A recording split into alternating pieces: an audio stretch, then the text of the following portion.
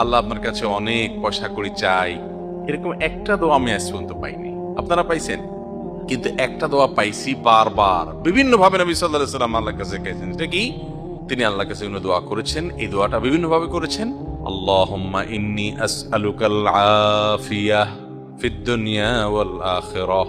আল্লাহ, দুনিয়াতে আপনার কাছে আমি শান্তি চাই, আখিরাতে শান্তি চাই। আমি যাকে মনে করছি এর সাথে আমার শান্তি হবে, এটা না হয়ে অন্য কোনো জায়গা হতে পারে। যেখানে শান্তি হবে ওখানে আল্লাহ আপনি আমাকে নিয়ে যান।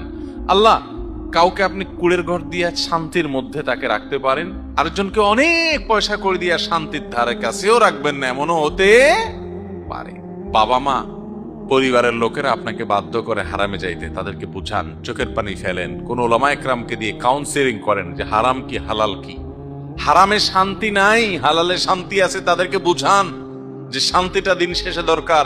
আমি হারামে যাব না, আমি ওই প্রতিযোগিতা করব না যে তার আরেকজনের ছেলে লাখ লাখ টাকা কোটি কোটি টাকা বানায়, আমি কম্পিটিশনে যাব না।